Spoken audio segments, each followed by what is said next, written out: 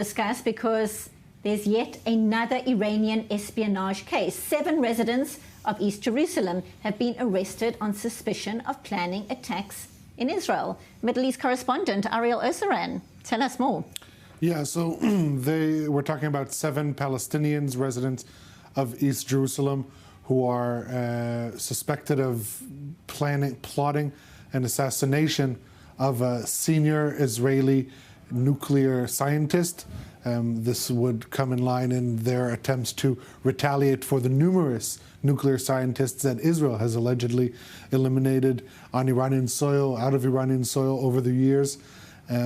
I think what is interesting, this comes just 24 hours after another cell of 7, this time Jewish Israelis, were exposed working for the Iranians. And this is the 5th in only a month. Now, this raises the question, why are we hearing more about this? Is this an accelerated effort by Iranian intelligence to try and penetrate Israeli security and to carry out more attacks? Or is this an attempt by Israel to signal to the Iranians that they are aware of their attempts and that they're foiling the vast majority of them? A third option could be to try and deter Israelis from accepting these calls by Iranians for large sums of money to basically betray their country in a time of war. I think it's all those 3 in whatever capacity, but at the end of the day, this is a flurry of reports, not reports, of confirmation by Israeli authorities that Iranian intelligence is trying very, very hard to penetrate Israeli security.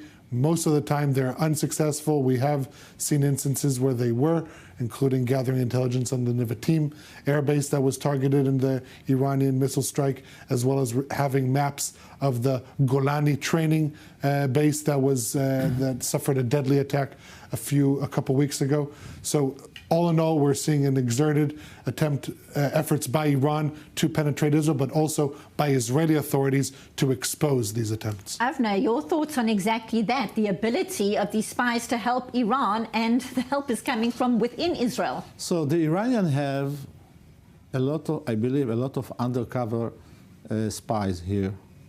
But some of the spies, they don't know that they are spies because they just pay them to make some graffiti against the government, okay?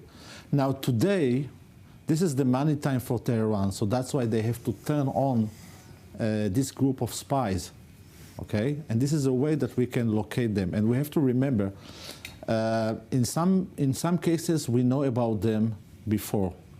But sometimes you have to wait, not to wait that he will do something against a mayor, okay? But sometimes it's not enough to arrest someone that made a graffiti and he got a connection with the Iranian.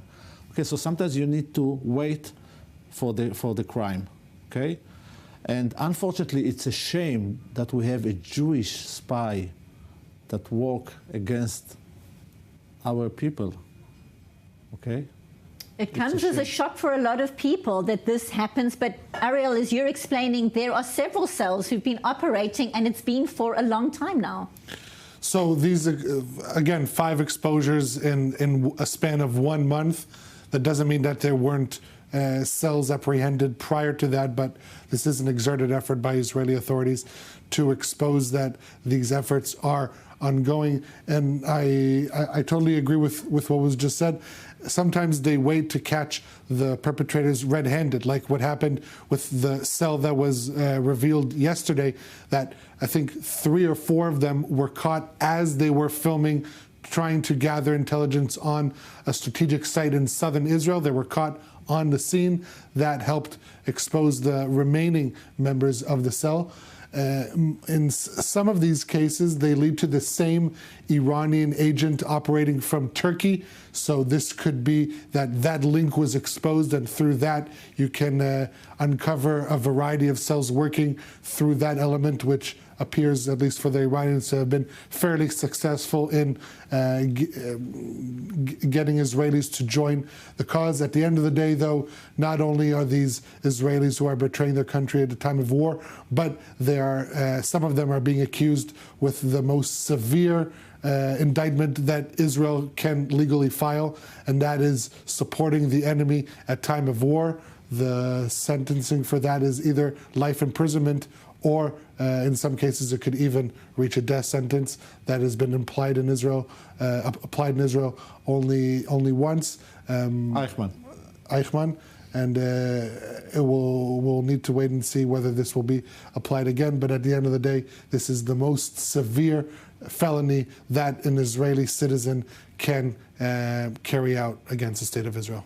By the way, about Eichmann, the Israeli state cremated the body and they took the ash and brought it to here, to Jaffa, to the harbor, and they get to the sea and throw it away in the sea, the ash of Eichmann. Well, in the meantime, Israel is holding the body of Sinwar and is going to negotiate about it. We'll see what the I don't think that someone is looking for this body. I don't think. We wait to see how it all unfolds. But for now, we appreciate your insights as always. Avner Avraham, former Mossad agent.